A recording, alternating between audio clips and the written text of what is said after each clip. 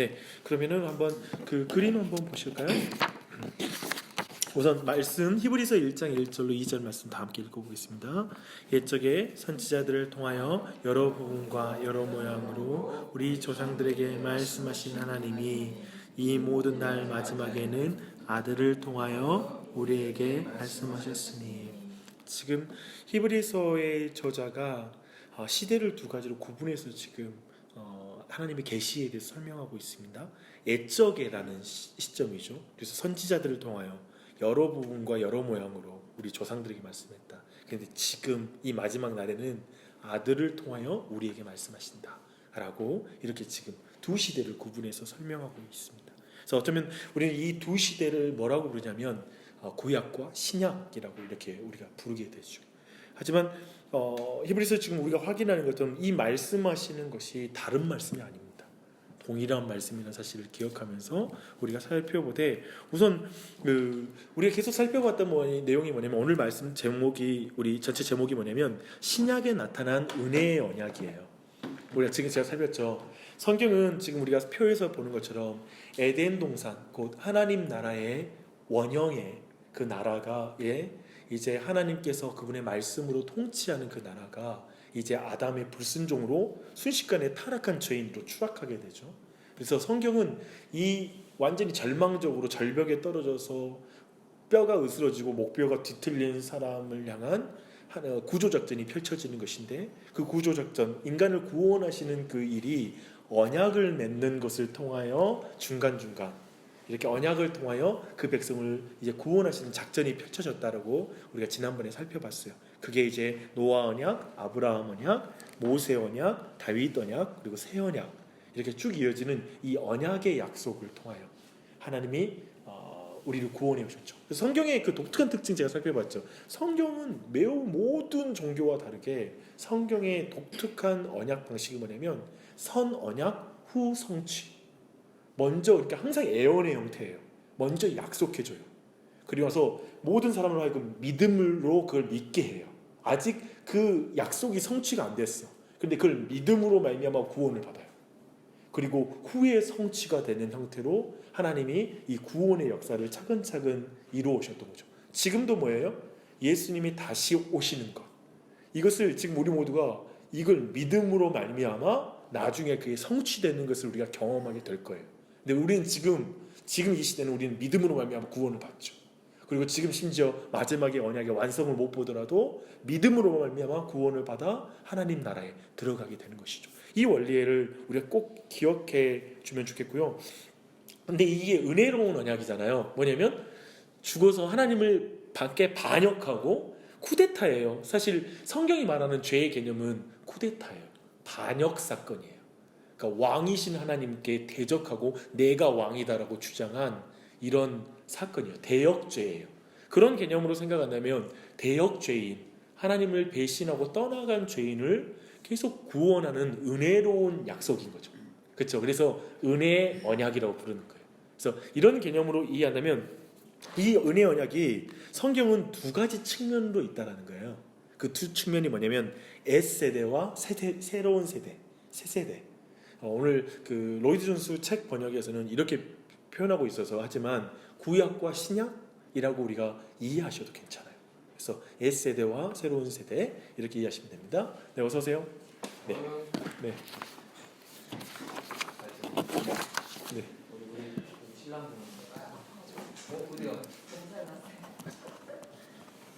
네. 차근차근 계속 이어갈게요. 네, 지금 그 하나의 은혜로운 언약을 두 측면으로 다루고 있다라고 보시면 돼요. 두 시대로 구분해서. 그래서 S세대와 새로운 세대. 그래서 로이드 존스는 근본적으로 동일한 언약이라서 이걸 특별히 다르게 설명하고 표현하는 걸 굉장히 경계를 해요. 그냥 시간으로만 구분을 해줘. 동일한 언약인데, 은혜로운 언약인데, 예전에 예수님 오시기 전에는 S세대, 그리고 예수님 오신 이유를 새 세대라고 해서 동일한 은혜 언약의 두 측면이라고 이렇게 설명해 주고 있습니다. 그렇다면 지금 이제 그리고 나선 은혜의 언약이 S세대와 새 세대에서 동일하다는 증거를 이제 말해 주겠다. 왜 내가 이런지에 대해 설명해 주겠다 하고 그 내용을 다루는 내용이 있어요. 그래서 지금 우리가 이제 다룰 내용이 뭐냐면 구약과 신약의 일관성이에요.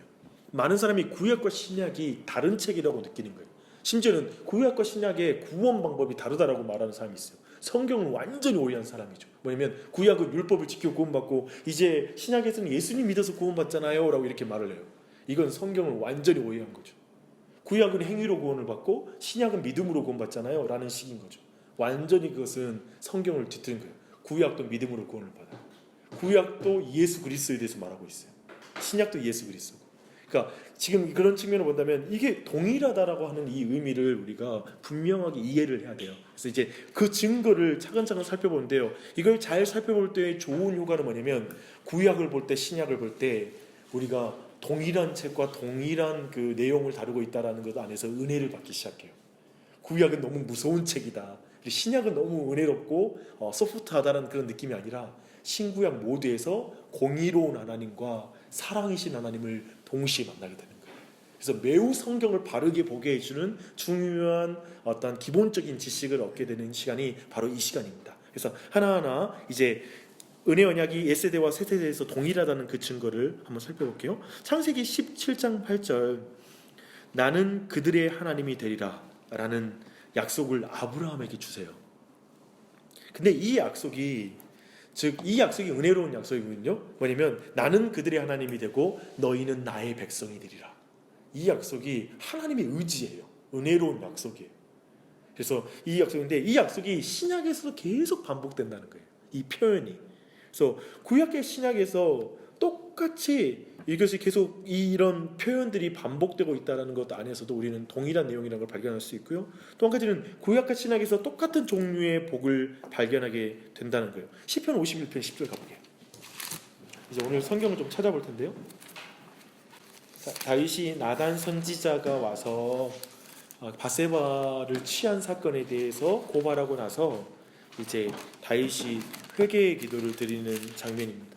51장 10절 말씀 함께 읽을게요. 시작. 하나님이여 내 속에 정한 마음을 창조하시고 내 안에 정직한 영을 새롭게 하소서 라고 말하죠. 지금 그 다윗이 간절하게 회복되기 원하는 게 뭐냐면 지금 다윗은 모든 걸 가지고 있잖아요. 모든 복이라고 우리가 생각할 때는 물질적인 복, 어떤 위치적인 복은 모두 가진 거잖아요. 세상적인 것들은 다 가졌잖아요. 근데 다윗은 이것이 너무 소중한 거예요. 이 복을 달라고 간구하는 게 뭐냐면 주의 구원의 즐거움을 내게 회복시켜 주십시오. 그리고 자원하는 심령을 주사 나를 붙들어 주십시오 라는 이 복을 간구하는 거예요. 영적인 복인 거예요. 그렇죠? 근데 구약과 신약 모두가 이 영적인 복이 진정한 복이라는 것을 우리에게 강조해 주고 있어요. 이런 측면에서 동일한 복을 말하고 있다는 거예요. 내가 오늘 열왕기하 오늘 설교 제가 나눴는데 혹시 메시지 들으셨는지 그 설교를 들었는지 모르겠어요. 요시야가 종교개혁을 하는데 마지막 종교개혁의 정점이 어디냐면 유월절을 지키는 거예요. 유월절을 이렇게 광범위하게 이스라엘이 지킨 적이 없는 그 사사시대부터 지금까지 그런 시대 없는데 요시야가 그걸 지켜요. 근데 유월절의 의미가 왜 중요하냐면 어린 양의 대속으로 말미암아 구원받는 구원의 기쁨이 회복되는.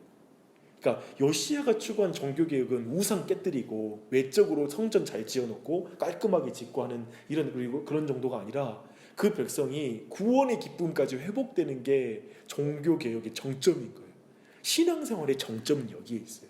우리의 복의 정점은 뭐냐면 예수 그리스도로 말미암는 구원의 복을 내가 찬양하고 기뻐하고 감사하는 자리까지 가는 거. 그게 진정한 복이에요. 네, 그런 복을 지금 다윗이 그러한 복을 지금 고백하고 있다라는 거예요. 굉장히 중요하죠. 그리고 세 번째로는 성경이 오직 하나의 복음만 존재한다는 사실을 매우 분명하게 가르치고 있다는 거예요. 갈라디아서 3장 8절 말씀 거기 있죠? 없나요? 네, 있습니다. 네, 같이 갈라디아서 3장 8절 말씀 한번 읽어볼게요. 시작. 또 하나님이 이방을 믿음으로 말미암아 의로 정하실 것을 성경이 미리 알고 하나님께 구원을 전하되 모든 이방인이 너로 말미암아 복을 받으리라. 네, 그러니까 하나님이 이방을 믿음으로 말미암아 의로 정하시는 복음, 그 복음을 동일하게 아브라함에게도 동일하게 그 복음을 전하였다. 그리고 모든 이방인도 그로 말미암아 복을 받는다 라고 말하고 있죠. 아브라함을 통한 복, 그 복을 강조하고 있습니다. 그 한 가지 복인 것이죠. 그것이고 네 번째를 같이 보겠습니다. 많은 성경 구절이 똑같은 구원 원리를 우리에게 말하고 있습니다. 너구리가 아닌데? 네, 구원 원리를 말하고 있다. 누가복음 13장 28절 말씀 함께 읽어보겠습니다. 너희가 아브라함과 이삭과 야곱과 모든 선지자는 하나님 나라에 있고 오직 너희는 밖에 있는 것을 볼 때 너희 네, 지금 여기서 강조하고 지금 있는 것은 뭐냐면 아브라함과 이삭과 야곱과 모든 선지자는 하나님 나라에 있다. 즉 뭐냐면 모든 구원 원리가 아브라함과 이삭과 야곱과 모든 선지자와 연결되고 있다라는 거예요. 이것을 없애는 게 아니라 이들과 상관없는 게 아니라 이로 말미암는 구원 원리가 계속 제시돼요. 로마서 11장 16절 18절 보면 좀 더 자세하게 나와요. 제사하는 처음 익은 곡식가루가 거룩한즉 떡덩이도 그리하고 뿌리가 거룩한즉 가지도 그러하니라. 또 한 가지 얼마가 꺾였는데 돌 감람나무인 내가 그들 중에 접붙임이 되어 참 감람나무 뿌리의 진액을 함께 받는 자가 되었음즉 그 가지를 향하여 자랑하지 말라. 자랑할지라도 내가 뿌리를 보존하는 것이 아니요 뿌리가 너를 보존하는 것이니라. 그렇죠. 지금 보면 아브라함과 이삭과 야곱과 모든 선지자라는 근본적으로 거기에서 출발한 나무가 있어요. 그렇죠? 그 나무가 있는데 이방인들이 이 나무의 접붙임을 받는 거예요. 일부 가지가 꺾였잖아요. 그렇죠? 즉 지금에 보이는 유대인들이 꺾인 거예요. 근데 그 유대인의 가지가 꺾이고 다른 가지가 접붙임 됐잖아요. 이방인이라는 가지가 접붙임 됐잖아요. 근데 원 나무는 뭐예요?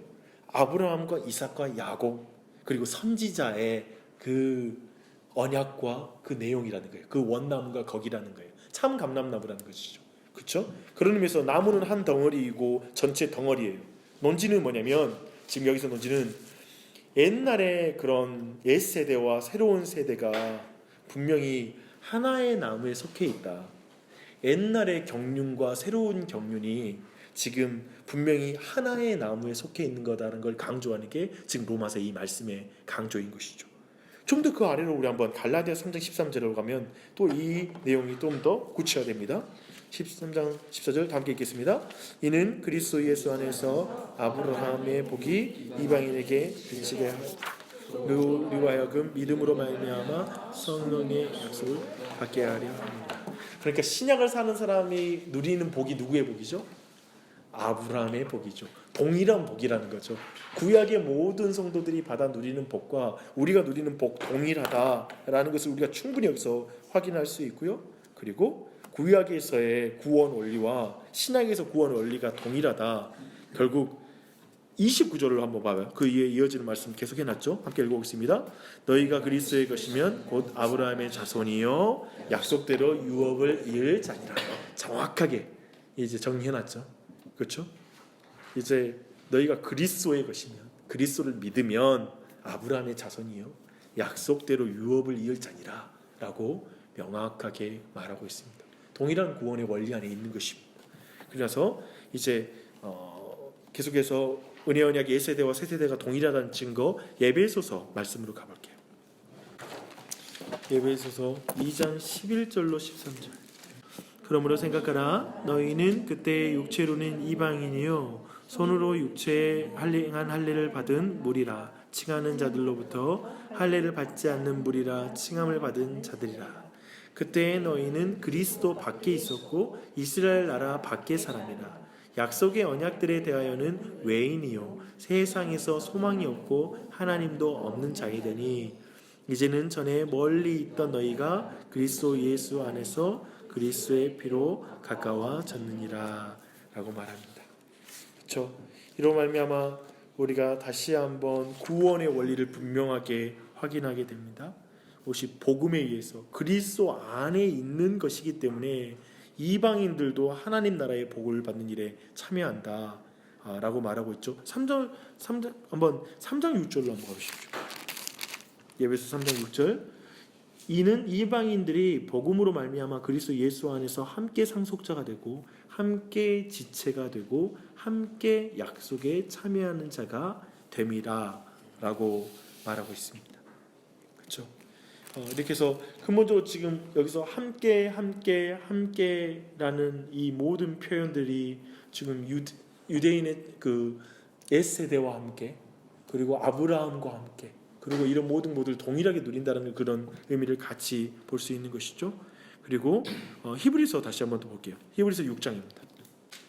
히브리서 6장 12절 13절 함께 읽겠습니다. 게으르지 아니하고 믿음과 오래 참음으로 말미암아 약속들을 기업으로 받은 자들을 본받는 자 되게 하려는 것이니라.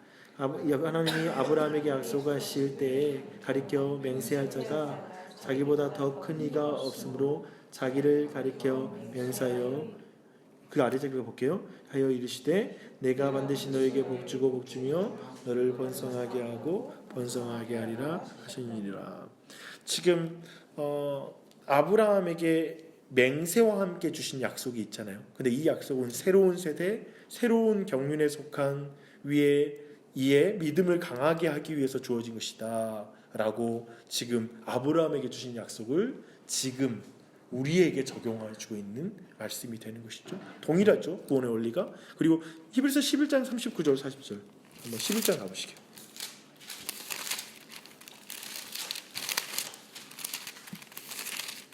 11장 39절 40절 함께 읽겠습니다.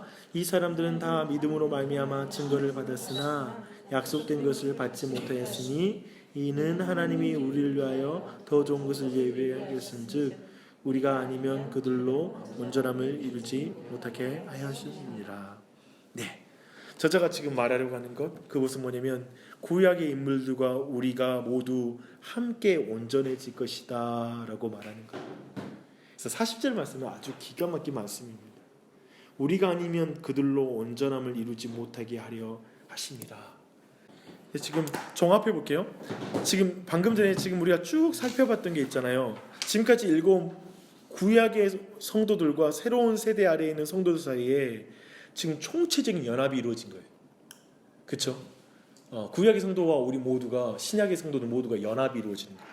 그래서 두 세대가 모두 구원의 덕을 동일하게 누린다라는 걸 명백하게 모든 내용이 진술해 주는 거예요. 그러니까 동일한 구원을 누리고 있는 거예요. 다른 구원을 누리고 있는 게 아니에요. 그 지점만 정확하게 확인하시면 돼요. 그래서 신구약이 동일한 구원의 원리를 말하고 있다, 또 동일한 복을 말하고 있다라고 우리가 정리하고 그 다음으로 가볼게요. 그 다음 다섯 번째 뭐냐면 구원과 그 모든 복을 얻는 길은 오직 믿음의 길 하나밖에 없다라는 걸 분명하게 신구약 모두가 말하고 있다는 거예요. 하박국 2장 4절을 보면 의인은 그의 믿음으로 말미암아 살리라고 말해요. 그래서 처음부터 끝까지 구약의 주제가 뭐냐면, 그리고 메시지가 뭐냐면 믿음으로 의로워진다는 거예요. 아브라함이 어떻게 의로워지죠? 아브라함이 하나님의 말씀을 믿음으로 의로워져요. 그러니까 이 원리가 벗어난 적이 없어요. 그러니까 구약에서 행위로 의로워진다라고 생각했던 구약의 성도가 없어요. 자기의 행으로 하나님 앞에 온전하다고 말하지 않아요. 그러니까 다윗을 말할 때 뭐라고 하냐면 다윗과 같이 온전했다라는 것으로 그 후세대들을 평가해요. 다윗처럼 온전하지 못하였더라. 다윗과 같이 다윗처럼 행하였더라. 이런 모든 게 다윗이 기준이잖아요. 생각해보면 다윗이 죄가 없는 게 아니에요. 죄가 없는 게 아니라 오직 다윗은 뭐냐면 오직 주님의 은혜가 아니면 안 된다라고 하는 그 중심과 태도가 하나님 보시기에는 온전한 거예요. 그래서 우리가 예를 들면 우리가 하나님 앞에 온전하다고 말하는 온전함은 뭐냐면 하나님 나는 죄인입니다. 주의 긍휼과 은혜가 아니면 설 수 없습니다라는 그 겸손함의 마음이, 그 자리가 우리가 하나님 보실 때는 온전하다고 불러주는 자리라는 거예요. 그런 것을 우리는 충분히 확인할 수 있죠. 그러면서 그런 의미에서 의인은 철저히 자신의 행위와 능력에 대한 믿음이 아니라 오직 믿음으로 말미암아, 하나님을 믿는 믿음으로 말미암아 살리라라고 말하고 있죠. 근데 이 히브리서 11장처럼 신약에서도 계속 또 반복이 돼요. 근데 로마서 1장 17절 보니까 하박국을 그대로 인용해요. 로마서 1장 17절이 뭐라 하냐면 오직 의인은 믿음으로 말미암아 살리라. 그래서 로마서에서도 이 동일한 주제를 반복하거든요. 철저하게 로마서가 경계하는 거 뭐냐면 율법으로 의로워지려고 하지 마라. 율법으로 의로워질 자가 없다. 오직 믿음으로 말미암아 의로워진다라는 걸 강조하는 게 로마서의 중요한 강조점이잖아요. 그래서 이 지점이 구원의 원리에 있어서 구약과 신약 모두가 동일하다는 거예요. 믿음으로 구원받는 거예요. 그리고 또 이에 대한 더 내용으로 로마서 4장 23절로 25절 말씀, 그 안에 나와 있습니까? 같이 한번 읽어보겠습니다. 그에게 의로 여겨졌다 기록된 것은 아브라함만 위한 것이 아니요 의로 여기심을 받은 우리를 위함이니 곧 예수 그리스도 우리를 가운데서 살리신 이를 믿는 자니라. 예수는 우리를 범죄한 것 때문에 내줌이 되고 또한 우리가 의롭다 하기 위하여 살아나니라. 이 내용은 명확하게 말하고 있죠. 그에게 의로 여겨졌다 기록된 것은 아브라함만 위한 것이 아니에요. 아브라함이 믿음으로 말미암아 의롭게 여겨졌다 하는 것은 아브라함만 위한 것도 아니요 우리를 위한 것이기도 하다. 우리가 의로워진 것은 그리스도의 행위로 말미암아 의로워졌다라는 게 이 지금 말씀의 핵심 내용이에요. 아브라함이 믿음으로 의롭다함을 받은 것과 똑같이 우리도 믿음으로 의롭다함을 받았다는 것을 분명히 말하는 거예요. 여러분, 특별히 그 아브라함이 그 창세기 19장인가요? 이제 아들을 바치는 장면이 나오잖아요. 근데 아들을 20장 넘어가구나. 이제 그 아들을 바치는 장면이 나오는데 그게 그 행위로 말미암아 하나님께서 아브라함을 받았습니까? 거기서 아브라함의 믿음으로 말미암아 하나님이 아브라함을 받으셨습니까? 아들을 바치려고 하잖아요. 네, 믿음이죠. 근데 왜 그럴까요? 사실 그 행위에 대한 해석을 신약에서 해주고 있죠. 뭐냐면 아브라함이 어떤 믿음을 가졌냐면 히브리서에서 말하고 있죠. 자기의 아들을 바치면 죽이면 다시 살아날 걸 믿었어요. 그러니까 우리가 볼 때는 완전히 그것은 무자비한 행위였잖아요. 아브라함 막 전혀 망설임도 없이 아들 데리고 곧바로 막 산으로 아침 새벽부터 일어났다고 표현하거든. 성경은 일찍 일어나서 이제 움직이기 시작하거든요. 그런 모습에서 우리는 어떻게 아브라함 이럴 수 있지 않은데 아브라함에게 믿음이 있는 거예요. 분명히 하나님 두 가지가 상충되는 거죠. 하나님 분명히 약속의 아들을 통하여서 하나님께서 이 땅에 복을 주기라는 약속을 믿어. 근데 이삭이 아들이 분명히 그 약속의 아들이라는 걸 믿어. 근데 한편은 뭐냐면 그 아이는 너희의 죄를 위해서 대속의 죽음을 당해야 된다. 예를 들면 이런 명령이 주어지면 두 가지가 상충되잖아요. 충돌하는 거잖아요. 근데 이 충돌의 결과에 그의 정점의 믿음이 뭐냐면 죽고 나서 다시 산다. 그럴지 믿습니다. 그러니까 부활의 믿음을 가진 거예요. 근본적으로 아브라함이 믿음의 조상이라고 불리는 이유가 여기에 있는 거예요. 그러니까 신약의 예수 그리스도의 우리는 부활을 믿잖아요. 그 부활하심의 역사를 바라보는 그 안에 계시적인 믿음이 있었다라고 우리가 아브라함의 믿음을 여기서 우리가 평가하는 부분이죠. 그런 지점에서도 그가 의롭게 여겨지는 것은 그 믿음으로 말미암아 의로워진 거예요. 그것을 우리가 볼 수 있죠. 또 여섯 번째는 옛세대와 새세대의 중보자는 죽임을 당한 어린 양이신 예수 그리스도 한 분뿐이시다라고 모두가 말하고 있어요. 창세기 3장에 약속된 여자의 후손이 누구죠? 곧 예수 그리스도예요. 여자의 후손이잖아요. 그렇죠? 예수 그리스도는 남자의 후손이 아니에요. 여자를 통해서 왔잖아요. 여자의 후손이에요. 구약의 모든 모형과 예언들이 가리키는 중보자는 예수 그리스도 한 분이세요. 그 말씀의 증거를 한번 봐볼게요. 요한복음 5장 39절 말씀 함께 읽겠습니다. 너희가 성경에서 영생을 얻은 줄 생각하고 연구하니 이 성경이 곧 내게 대하여 증언하는 것입니다. 여기서 성경은 모세오경 그리고 시편 그리고 예언서가 되겠죠. 근데 예수님이 지금 말하는 거 뭐냐면 구약 전체가 나에 대한 예언이다라고 말하는 거예요. 그래서 여러분 무리하게 우리 교회도 지금 충실하게 해석해서 제가 설교할 때마다 구약의 내용에서 예수 그리스도를 연결시키잖아요. 너무 억지 아니야라는 생각을 할 수 있어요. 너무 지금 수천 년의 그 시간의 간격을 이렇게 좀 억지스럽게 해석해도 되는 거야? 라고 말하잖아요. 아니, 이렇게 해석하신 분이 누구냐면 예수님이세요. 예수님이 구약의 내용이 나에 대해서 말하고 있다라고 말하는 거예요. 근데 46절을 보면요, 아주 더욱더 힘있게 말하죠. 모세를 너희가 믿었더라면 또 나를 믿었으리니 이는 그가 내게 대하여 기록하였습니다 라고 말하는 거예요. 왜냐하면 지금 말하는 유대인들이 예수님을 안 믿거든요. 그래서 그들에게 책망하면서 너희들이 그렇게 모세를 존경하고 모세오경 하면서 그 성경책을 보는 너희들이 왜 나를 안 믿냐?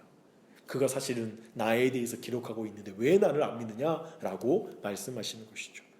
그리고 8장 56절 보니까요. 너희 조상 아브라함은 엄청난 말이에요. 너희 조상 아브라함은 나의 때 볼 것을 즐거워하다가 보고 기뻐하였느니라. 아까 말했던 거.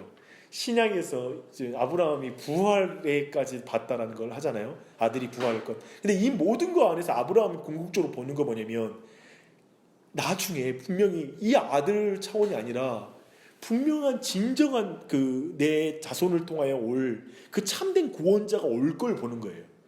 근데 놀랍게도 아브라함이 어떤 우리는 그 경로인지 모르지만 아브라함은 그 예수 그리스도 참된 메시아의 때를 보고 즐거워한 거예요.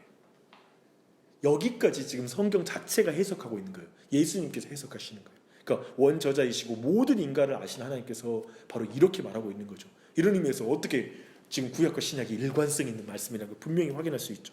사도행전 10장 43절에서는 그에 대하여 모든 선지자도 증언하되 그를 믿는 사람들이 다 그의 이름을 힘입어 죄사함을 받는다 하였느니라. 옳다는 기본입니다. 그렇죠? 예수 그리스도에 대하여 모든 선지자도 증언하였다. 그를 믿는 사람들이 다 그 이름을 힘입어 죄사함을 받는다 하였느니라 라고 말하고, 또한 로마서 3장 25절은 이 예수를 하나님이 그의 피로써 믿음으로 말미암는 화목제물로 세우셨으니 이는 하나님께서 길이 참이시는 중에 전에 지은 죄를 간과하심으로 자기의 의로우심을 나타내려 하심이니라 라고 말하죠. 그래서 방금 전에 사도행전 10장 43절 말씀처럼 선지자가 증언한 그는 우리의 화목제물로 세우셨다. 그로 말미암아 그를 믿음으로 말미암아 우리는 의로워진다. 라는 것들을 우리는 말씀을 통해서 확인할 수 있습니다. 또 한 가지만 더 보시게요. 히브리서 9장 15절은 이로 말미암아 그는 새 언약의 중보자이시니 이는 첫 언약 때에 범한 죄에 속량하려고 죽으사 부르심을 입은 자로 하여금 영원한 기업의 약속을 얻게 하려 하심이라 라고 말하고 있죠. 명백하게 지금 말하는 것은 옛세대와 새세대의 중보자는 예수 그리스도시다. 구약의 아브라함도 자신의 중보자를 예수 그리스도라고 믿었다. 그때를 바라보며 기뻐하면서 바랐다. 그러니까 구약의 신학자는 이런 거예요. 제가 지난번에 말했잖아요. 구약은 그림자잖아요. 예수 그리스도의 그림자를 믿는 거예요. 근데 그림자의 주인은 누구예요? 예수 그리스도죠. 그래서 그림자를 믿는 것으로도 예수 그리스도를 믿는 거예요. 우리는 그렇게 이해하시면 돼요. 구약에 하나님이 주신 약속, 그리고 그 모든 것이 그리스도를 가리키는데 그 하나님의 방법을 믿는 자들은 구원을 받는 거예요. 그것이 곧 예수 그리스도니까.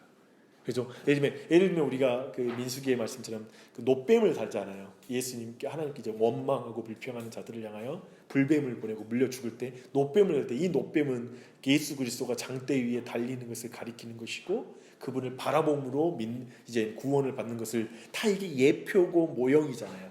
근데 이 모든 것을 볼 때 바로 그것을 본 것이 바로 예수 그리스도를 믿는 것이 되는 거죠. 이러한 개념으로 설명이 가는 것이죠. 이렇게 원리를 이해하시면 됩니다. 전체적인 걸 종합하면 신약과 구약에 동일하게 은혜의 언약은 한 가지만 존재한다. 이거예요. 그래서 그 한 가지만 존재한다는 걸 지금 우리가 쭉 6가지로 쭉 살펴본 거예요. 한 가지만 은혜의 언약 한 가지다. 신구약은 오직 모든 그 내용은 한 분을 가리킨다. 철저히. 그리고 이 모든 언약은 동일한 구원의 원리와 구원의 믿음이라는 원리와 또 구원의 대상과 또 구원의 주인이신 누구신지와 이런 모든 것을 동일하게 가리키고 있다라는 걸 지금 우리가 쭉 살펴봤어요. 그렇죠? 네, 그렇다면 한 가지 좀 살펴봐야 될 게 있겠죠. 뭐냐면 그러면 구약과 신약의 차이는 뭐예요? 라는 질문이 나오잖아요. 그거에 대한 차이점들을 이제 좀 살펴볼게요. 이런 차이점 살펴보는 굉장히 유익해요. 왜냐면 구약에서 또 우리가 좀 분명히 좀 이해가 안 되는 부분들이 몇 가지가 있거든요. 우리가 보면 구약의 특징이나 신약의 특징이 좀 아닌 것, 다시 한번 정리해 볼게요. 구약의 모든 것은 그리스도를 가리켜요. 그렇죠? 방금 계속 정리하십시다. 그리고 약속은 구약의 모든 약속은 그리스도를 바라보고 있어요. 그리스도를. 그리고 구약의 모든 특징은 예수 그리스도에 대한 모형이고 그림자예요. 그리고 예시와 암시들이에요. 모든 스토리 안에도 예수 그리스도가 숨겨져 있어요. 계속해서. 또 구원의 원리도 동일하고 모든 것이 그 복음이에요. 사실은 구약 내용을 보면 복음이 막 넘쳐나요. 복음의 은혜가 그런 걸 볼 수 있어요. 근데 이것들이 옛 세대에게 주어진 약속들이 띠고 있는 어떤 모양새예요. 네, 어서 오세요. 귀한 청년 오셨어요. 네.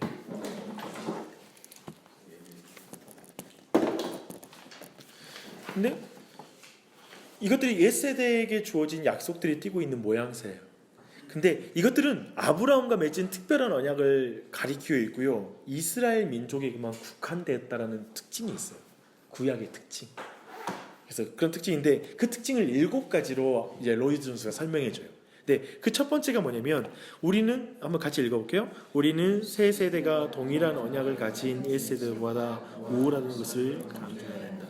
확실하게 신약이 그 옛 세대보다 구약에 있던 그 시대보다 훨씬 우월해요. 왜 그러냐면 옛 세대는 아브라함과 모세와 같은 종들이 중보자가 돼요. 그렇잖아요. 중보자가 되는데 새로운 세대는 하나님의 아들이 오셨어요. 그래서 그 아들이 오셔서 중보자가 되시는 거예요. 그런 의미에서 이것은 너무나 다른 차원의 더욱더 우월하다는 거예요. 탁월한 거예요. 그 내용이 다른 게 아니라 그 언약을 중보하는 중보자가 다른 거예요. 그것을 이해하시면 돼요. 그래서 히브리서 3장 5절 6절을 보니까요. 또한 모세는 장래에 말할 것을 증언하기 위하여 하나님의 온 집에서 종으로서 신실하였고 그리스도는 하나님의 집을 맡은 아들로서 그와 같이 하셨으니 우리가 소망의 확신과 자랑을 끝까지 굳게 잡고 있으면 우리는 그의 집이라 라고 말하죠. 기억하세요. 저 유대인들이 가지고 있는 자부심과 우리가 가지고 있는 자부심의 근거가 달라요. 모세와 그리고 저 구약에 있는 아브라함을 붙잡고 말하는 것과 너무나 다른 중보자를 우리는 가지고 있는 것이죠. 이걸 은혜로 늘 기억했으면 좋겠어요. 우리의 중보자. 최근에 갑자기 중보자를 말하니까 최근에 제가 너무나 정말 되게 예전에 교회에서 우리 잘 알던 선생님이 되게 어려운 일을 당하셔가지고 남편분이 감옥에 들어가 계시는데 되게 이렇게 변호사를 샀는데 변호사가 너무 변호를 못하는 거예요. 너무 못해서 해야 될 첫 공판에서 이미 많은 게 결정이 나잖아요. 흐름이. 근데 그때 해야 될 모든 조치를 거의 취하지 못해서 형량이 떨어졌는데 제가 옆에서 이제 그걸 보는데 변호사라는 걸 잘못 사면 얼마나 고통을 받는지 그러니까 옆에서 보는데 그걸 알겠더라고요. 저는 이제까지 그 변호사를 잘못 산다 좀 탁월한 변호사와 그렇지 않은 게 뭔 차이인지 저는 제 가까이에서는 느낄 기회가 없었는데 정말 중간에 중보자 아니면 이렇게 변호사 이런 변호하는 자가 정말 어떤 사람이 변호하냐에 따라서 인간에게 이렇게 고통을 줄 수 있고 이렇게 힘들 수 있고 그러니까 지금도 고통스러운데 거기다 더 고통 가중하는 거잖아요. 근데 생각해보면 우리가 다 죄인이잖아요. 사실 우리는 고통 가운데 있는데 우리 모두도 고통과 저주 가운데 있는데 우리가 진정한 중보자를 만난다는 게 얼마나 중요하고 진정한 중보자이신 예수 그리스도를 만난다는 건 우리에게 엄청나게 기쁜 일이에요. 그래서 그 은혜가 우리 모두에게 있었으면 좋겠습니다.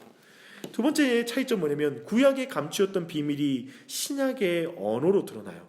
예를 들면 이런 내용입니다. 옛세대의 진리는 부분적으로 계시되었고 또 부분적으로 모형과 그림자들 안에 감추어져 있어요. 생각해보면 구약의 내용들은 그리스도를 확연하게 드러내는 내용도 있겠지만 어떤 내용들은 되게 비밀스럽게 부분적으로만 이렇게 다루어주고 있어요. 그런데 신약에서 하지만 새 세대에서는 예수 그리스도의 성육신과 그가 행하시고 가르치고 성취하신 일들 가운데 그리고 성령님의 역사 가운데 진리가 분명하게 우리 안에 증거되는 거예요. 두 가지예요.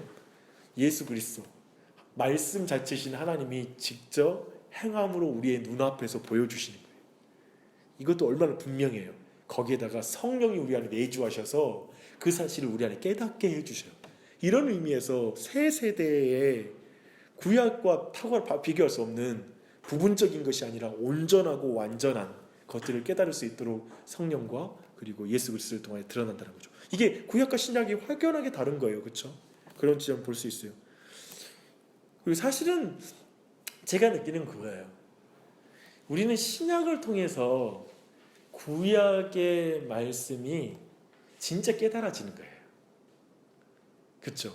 왜냐하면 신약의 빛을 통하여서 이 원리를 잊으면 안 돼요. 그러니까 성경에 보면은 제자들이 깨닫지 못하가 나중에 예수님께서 부활하시고 나서 이제 성령이 오신 후에 주님의 모든 말씀을 깨달았다라고 하는 말씀이 있어요.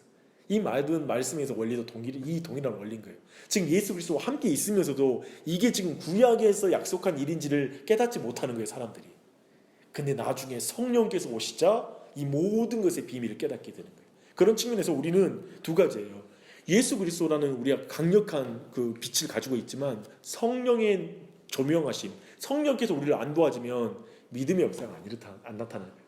우리 명재명 지난주에도 은혜를 받았다고 했는데 성령께서 은혜를 주지 않으면 그 사실을 깨달을 수가 없는 거예요. 그런 의미에서 이건 성령의 역사다라는 걸 우리 안에 분명히 믿음으로 가르쳤으면 좋겠습니다. 자, 그러한 지점들 확인하고요. 그 내용들 특별히 히브리서 1장 1절로 3절 우리 맨 앞줄 한번 봐봐요. 다시 한번 1장 1절 다시 성경책으로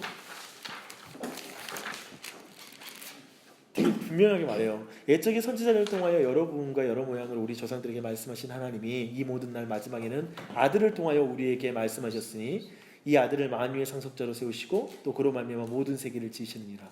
이는 하나님의 영광의 광채시요 그 본체의 형상이시라. 그의 능력의 말씀으로 만물을 붙드시며 죄를 정결하게 하는 일을 하시고 높은 곳에 계신 지극히 크신 이의 우편에 앉으셨느니라 라고 말씀하고 있죠. 그렇죠. 여기 안에서도 점점 그 계시가 분명해지는 게 나타나죠. 그렇죠. 지금 히브리서 말씀에서도 동일한 말씀을 강조하고 있습니다. 근데 바울은 골로새인들에게도 동일하게 말해요. 골로새 2장 9절에 이렇게 나와요. 그 안에는 신성의 모든 충만이 육체로 거하셨다라고 말해요. 예수님 안에. 그리고 또 말하는 건 3절에서는 그 안에 지혜와 지식의 모든 보화가 예수 그리스도께 감추어져 있었다라고 이렇게 말씀하고 있습니다. 그래서 분명히 우리는 이걸 확인해야 되죠. 네 번째, 옛세대의 계시는 주로 육체적이고 물질적인 형태인 반면에 그 새 세대의 계시는 전적으로 영적인 측면을 가지고 있어요. 그러니까 이 말은 뭐냐면 구약은 복을 받았다고 말할 때 되게 물질적인 복들이 함께 따라와요. 아브라함이 거부가 되는 거예요. 그리고 욥이 나중에 거부가 되는 거예요. 그러니까 이런 형태로 주어지죠. 그래서 이걸 그대로 오늘날 가져와서 적용을 하는 사람들이 있어요. 뭐냐면 봐라, 구약에서도 하나님을 신실하게 따르던 백성들은 전부 다 물질적인 복을 받습니다. 여러분 정말 이 아브라함이 이렇게 11조 드렸잖아요. 그러니까 이 11조 여러분이 드리고 뭐 하고 어떤 것을 하면 여러분도 아브라함처럼 부자가 될 줄 믿습니다 라고 해서 이렇게 번영의 신학을 말하는 경우가 있어요. 그러니까 이 땅에 번영하는 것이 신앙을 증명한다고 보는 거예요. 그래서 우리가 가난하고 그리고 궁핍하게 사는 건 그것은 우리 신앙이 뭔가 온전치 못하고 물질을 우상으로 섬기기 때문이다. 최근에 와서도 그 왕의 재정이라는 그런 그 책을 쓰고 막 한국에 막 돌아다니면서 강의하는 그런 그룹이 있어요. 근데 되게 안타까운 건 뭐냐면 그걸 찬찬히 들으면 어떤 원리냐면 이거예요. 물질에 있어서 여러분이 하나님이 주인인 걸 인정해라. 오직 하나님이 이 물질의 주권자가 하나님이고 정말 이 물질보다 소중한 게 하나님인 걸 여러분 인정하라고. 이 말 맞죠? 진짜 맞는 말이잖아요. 근데 그래서 자신이 몇 억의 빚을 졌었는데 그걸 얼마 만에 갚아버렸대요. 근데 결국 어디로 가냐면 그러니까 결론적으로 말하면 그렇게 하면 내가 어마어마한 빚을 진 것이 하나님께서 탕감해 주시더라. 이거 해결되게 해주시더라. 결국 물질이 따라온다. 그러니까 물질이 안 따라오는 이유는 뭐냐면 내가 물질에 매여 있기 때문이다. 엄청 좋은 신앙인 것 같잖아요. 굉장히 물질과 안 매여 있을 때 도리어 하나님이 복 주신다. 물질과 상관없을 때 복을 주신다 라는 것이니까 되게 좋지만 결론은 뭐냐면 그렇게 해서 받는다 라는 거예요. 근데 철저하게 성경이 그러면서 설명할 때 구약의 개념을 그대로 가져오거든요. 아브라함의 신앙과 그 순전한 신앙들을 가져와서 당신도 이렇게 가면 된다. 근데 구약에서의 이 측면을 못 보는 거예요. S세대에 계시는 주로 육체적이고 물질적인 형태였던 반면 새 세대에 계시는 전적으로 영적이다. 한번 히브리서 가볼게요. 이 부분 질문이 굉장히 많을 수 있는 주제예요. 근데 한번 먼저 보게요. 이거 먼저 히브리서 9장 10절 12절 함께 읽겠습니다. 10절부터 12절까지 이런 것은 먹고 마시는 것과 여러 가지 씻는 것과 함께 육체의 예법일 뿐이며 계약할 때까지 맡겨준 것이라. 그리스도는 장래 좋은 일에 대제사장으로서 손으로 짓지 아니한 것 무조에 속하지 아니한 더 크고 온전한 창업으로 말미암아 명소와 송아지의 피로 아니하여 주시고 오직 자기의 피로 하는 숙제를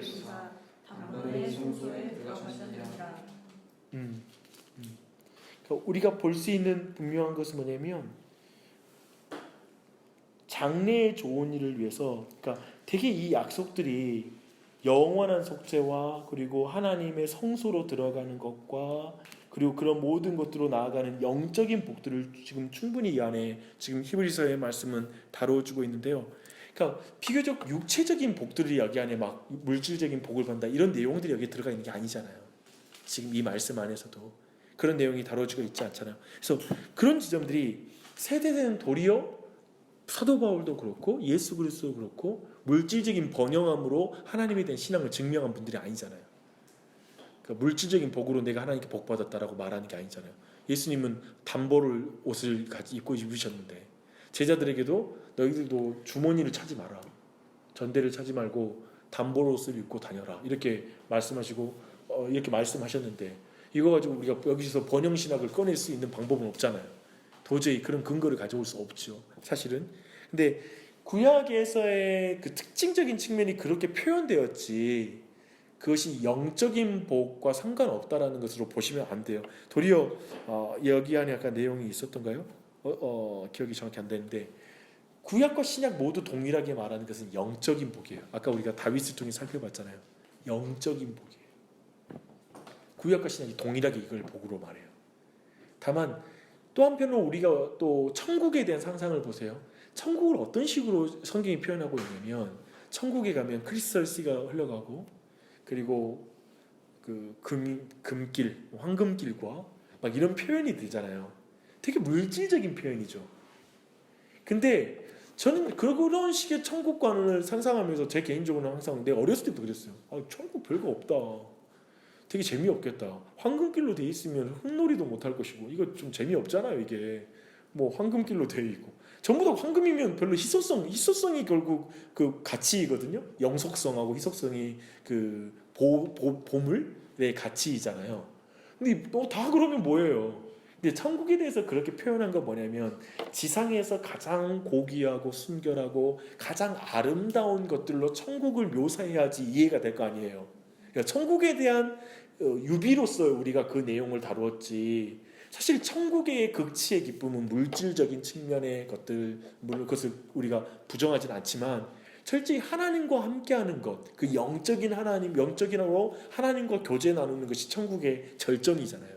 그런 측면을 우리가 살펴볼 때에도 철저히 되게 물질을 무시하는 건 아니지만 우리가 옛세대의 계시가 주로 이 물질적인 복으로 그 복을 이렇게 설명해 주는 형태였다면 신약에 있어서는 그렇지 않다라는 지점들을 좀 나눠보는 게 오늘날 번영신학을 주장하는 사람들의 그 주장을 좀 더 우리가 바르게 이해할 수 있는 틀이 된다라고 이렇게 보시면 좋겠습니다.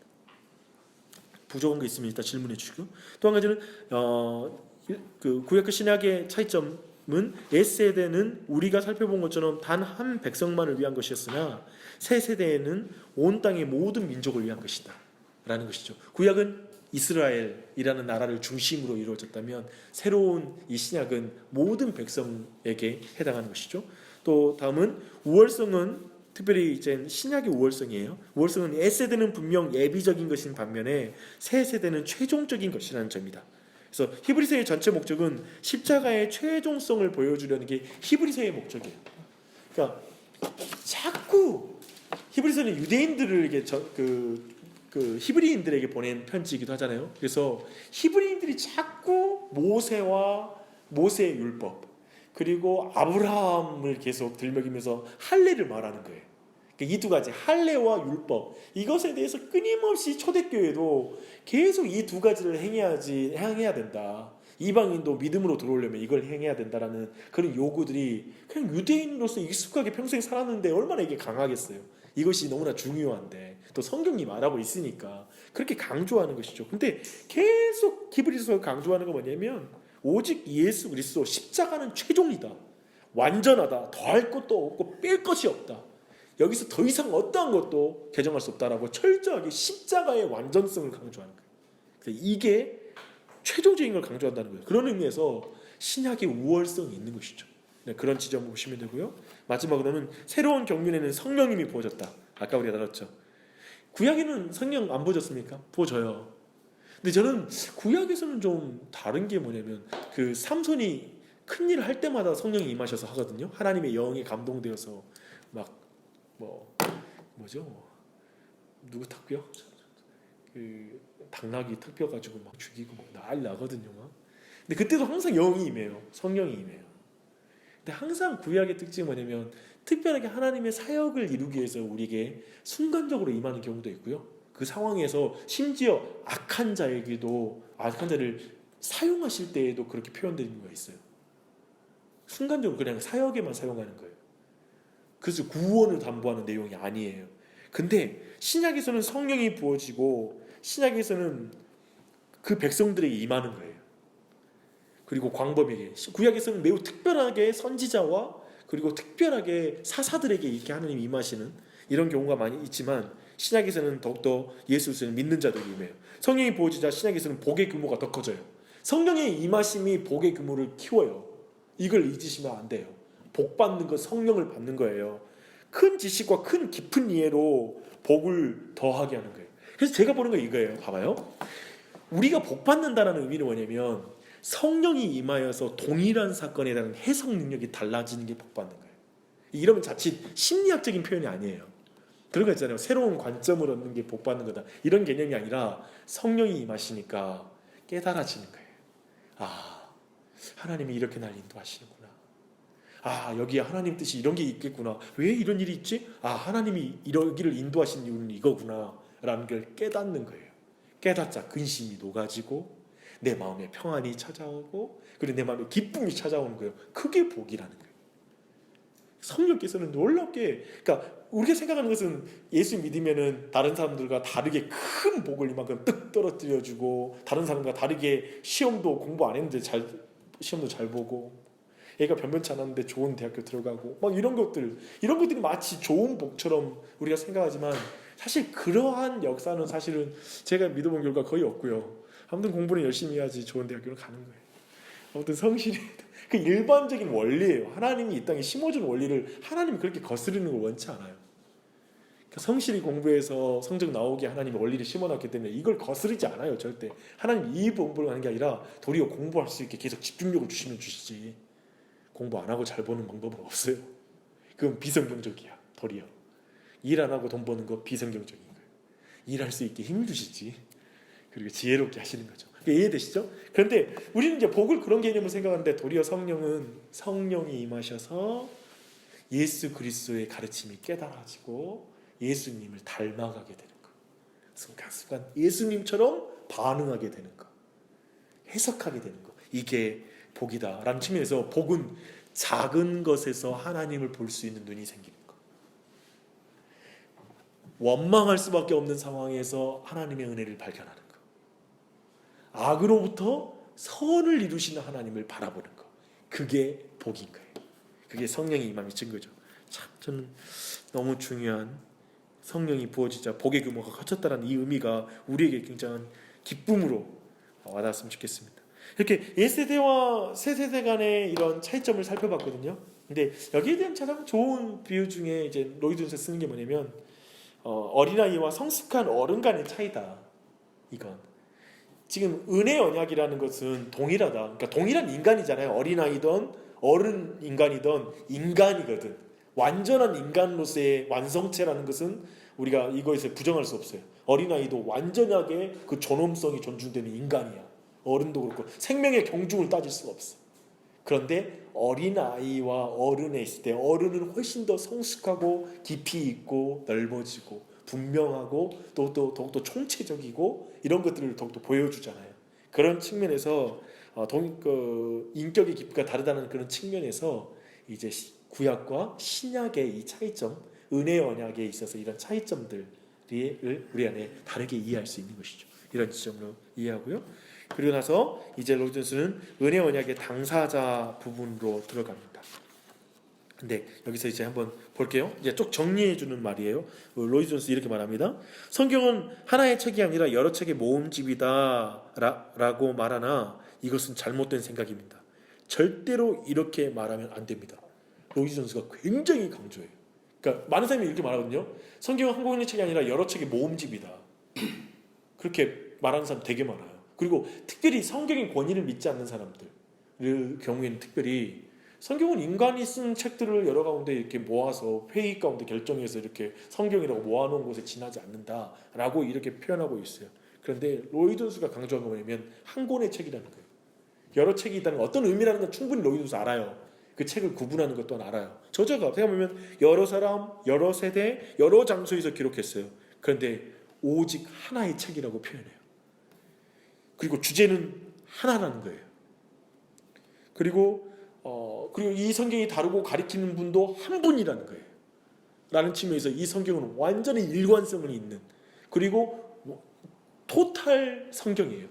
전체적으로 성경이에요.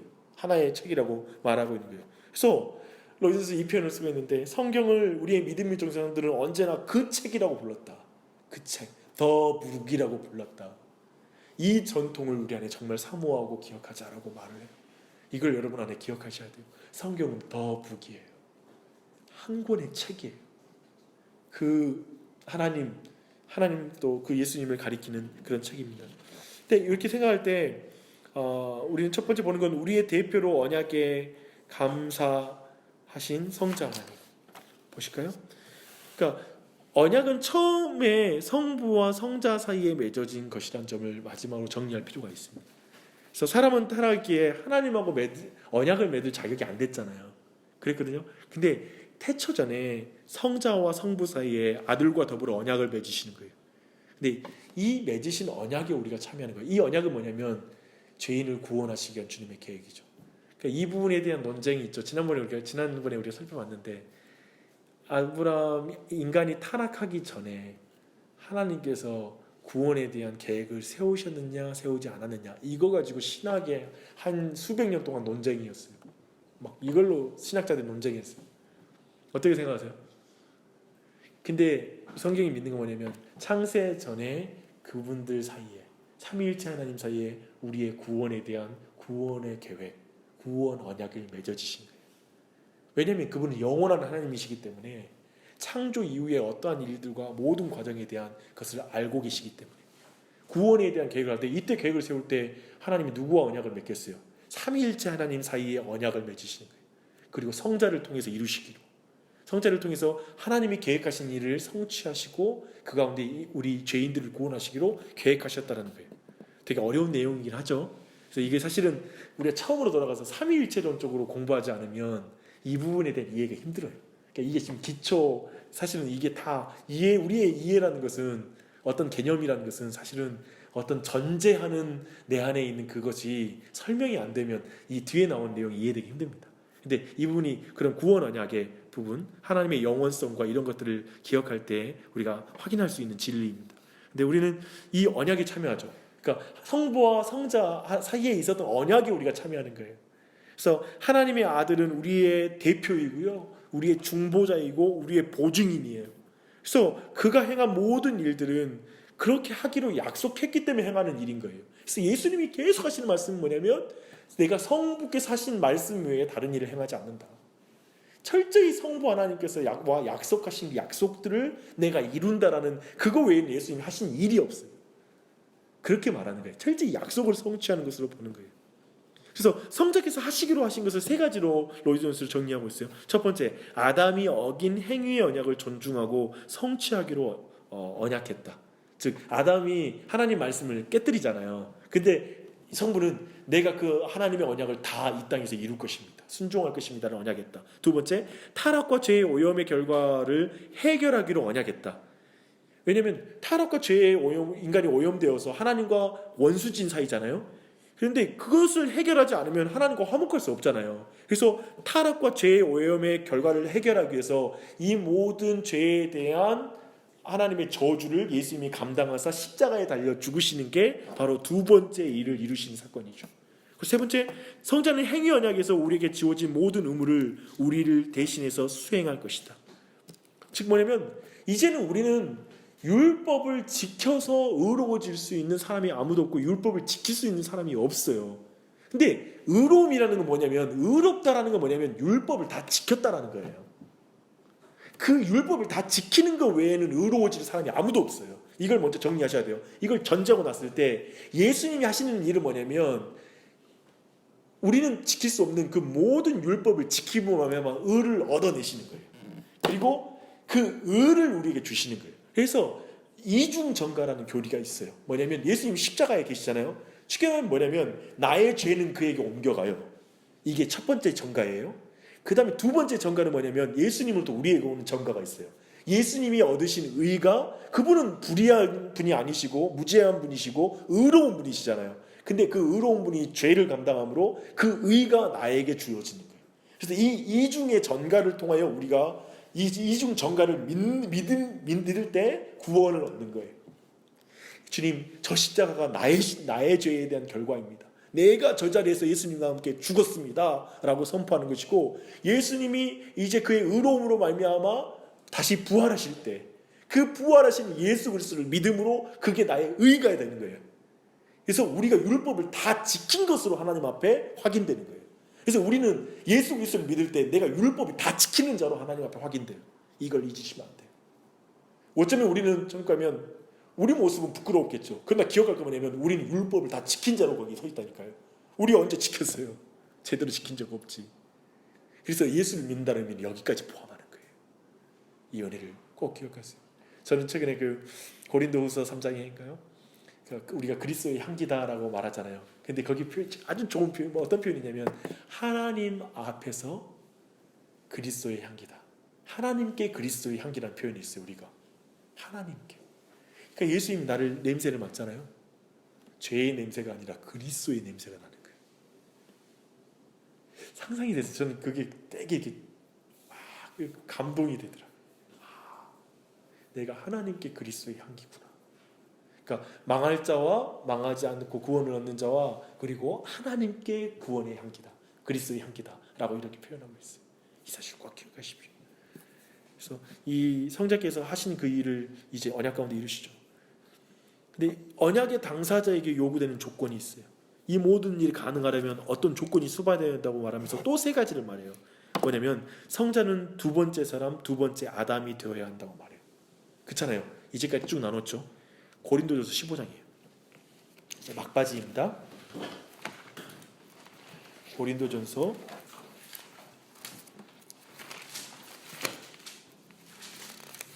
15장 45절. 기록된 바 첫사람 아담은 생명이 되었다 함과 같이 마지막 아담은 살려주는 영이 되었나니. 그렇죠? 첫사람 아담은 죽음을 가져왔잖아요. 그러나 두 번째 마지막 아담은 살려주는 영이 되었다. 그래서 이 마지막 아담을 수용한 이유는 왜냐하면 이 놀라운 일을 감당하기 위해서, 우리를 구원하기 위해서 예수님은 인간이 되셔야만 했어요. 두 번째 아담이 되셔야 했어요. 그리고 47절 말씀 볼게요. 시작. 첫사람은 땅에서 났으니 흙에 속한 자이거니와 둘째 사람은 하늘에서 나셨느니라. 예수 그리스도시죠. 그렇죠? 그리고 나서 또 한 가지 두 번째 조건이 있는데요. 성자는 우리의 입장이 되셔야 돼요. 갈라디아서 4장 4절 5절. 고린도 후서 이후에 있습니다. 갈라디아서 4장 4절 5절 함께 읽겠습니다. 때가 참에 하나님이 그 아들을 보내사 여자에게서 나게 하시고 율법 아래에 나게 하신 것은 율법 아래에 있는 자들을 속량하시고 우리로 아들의 명분을 얻게 하려 하심이라. 여러분, 여기에서 예수님이 율법 아래에 나셨죠, 그렇죠? 율법 아래에 나셨다는 말은 두 가지를 이루는 거예요. 한편에 한 가지는 율법 아래에서 율법을 다 지키신 거예요. 우리는 못 지키는데 율법을 다 지키신 거예요. 그리고 또 한 가지, 율법을 지키지 못한 모든 죄인들의 형벌을 감당하신 거예요. 그렇죠? 그래서 예수님 우리와 똑같은 입장이 되신 거예요. 율법 아래에 나셨다는 거예요. 이 지점 이래야지, 이런 분이 돼야지만이 우리는 참으로 우리를 구원할 수 있고 언약을 성취하는 분이 되실 수 있다는 것이죠. 마지막으로 성자는 우리의 모든 의무를 수행하셔야 한다라고 말합니다. 그래서 이제 은혜 언약에 대해서 이제 마무리를 해야 되는데요. 그러므로 이제 로이드에서 이렇게 말합니다. 은혜 언약을 우리가 고찰하면 하나님의 계획과 의도, 구속과 구원을 알 수 있다. 이 은혜로운 언약을, 성경의 신구약의 이 은혜로운 언약을 막 살펴보면 구원이 뭔지 구속이 뭔지 알 수 있다. 하나님의 계획과 의도가 뭔지 알 수 있다. 은혜 언약은 우리를 그리스도께로 인도해 준다고 말해요. 모든 방향에서 이 언약은 그리스도를 가리켜 보이고 있다. 그래서 구약의 이제 모든 성경의 내용은, 사실 구약 전체 내용은 아브라함 언약, 신의 산 언약, 이런 모든 것들을 구체적으로 역사 가운데 펼쳐놓은 것이 구약의 모든 역사예요. 그래서 구약의 모든 역사를 볼 때 항상 모세 율법으로 가서 해석해야 되고, 그 다음에 아브라함 언약 안에서 그 백성들을 인도하시는 하나님의 열심과 사랑이 여기 안에 다 표현되는 게 역사서예요. 그러니까 신구약, 그러니까 구약 전체가 그런 내용이에요. 쉽게 말하면. 그래서 구약 그 전체 내용을 우리가 모두 볼 때 궁극적으로 보는 것은, 그러니까 복음을 보게 되는 거예요. 하나님은 어떤 분이시고 어떻게 우리를 약속하시고 구원을 이루어 가시는지를 우리는 분명하게 깨닫게 되는 거예요. 그래서 다음 강의에서 우리는 우리 주 예수 그리스도에 대한 성경 교리를 이제 살펴볼 겁니다. 그래서 다음 주가 우리 주 예수 그리스도에 대한 말씀을 같이 나누도록 하겠습니다. 참 이 결론 부분이 참 되게 좋은 내용이 있는데요. 한 부분만, 마지막 부분만 읽어드리고 마칠게요. 복되신 우리 주님에 대한 교리에 도달하기에 우리가 지금까지 밟아온 과정을 따라오는 것이 얼마나 중요한 일인지 여러분에게 강조하고 각인시켜 드리고 싶습니다. 사람들은 종종 구속과 구원의 교리로부터 출발해 곧바로 우리 주님의 인격에 대한 교리로 진행하곤 합니다. 이렇게 해서는 우리는 주님이 바로 하나님이 에덴 동산에서 약속하시고 아브라함에게 구체적으로 명확하게 말씀해 주신 은혜 언약의 최종적인 진술이시며 실제라는 사실을 깨달을 수 없습니다. 이 사실이 구약에 큰 빛을 비춰주고 있지 않습니까? 신약뿐 아니라 구약도 공부하는 것이 중요함을 보여주지 않습니까? 그리스도를 가리키는 모형과 그림자로 제시된 은혜의 언약을 찾아가며 구약을 꾸준히 읽읍시다. 위대한 언약을 깨닫는 복을 누림으로써 우리 모두는 이전보다 더 깊이 구약 성경을 알게 되리라 믿습니다. 이 말 간단하게 요약해 줄게요. 많은 사람들이 사형리 한번 듣고, 나는 사형리를 존중하고 있고요, 오해하지 마시고요, 간단하게 예를 들면 당신은 죄인이고요, 당신을 위해서 예수님이 죽으셨어요, 이런 구속 중심으로 딱 듣잖아요. 그리고 그러면 나도 믿을게 하고 믿잖아요. 근데 이 부분에는 들어오는 통로가 될 수 있을지언정 이게 복음의 전부라고 생각하면 정말 오해라는 거예요. 지금 로이드 존스가 지적하는 그거예요. 당신이 들은 그 복음은 태초부터 계획된 복음이다.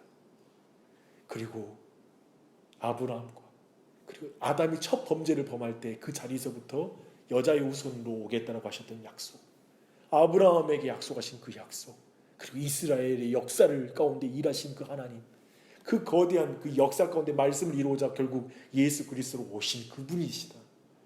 그 예수님에 대해서 그렇게 우리가 복음을 이해할 때 구약 전체가 복음이라는 사실을 깨닫게 되고 복음에 대해서 이해하고 차근차근 살펴볼 수 있다는 거예요. 그러면서 복음의 내용이 풍성해지는 것이죠. 그리고 이 복음이 굉장히 강력한 능력과 오래된 사랑이라는 것을 깊이 깨닫게 되는 거죠. 그리고 근본적으로 이게 인류와 온 우주와 역사를 주관하는 복음이구나.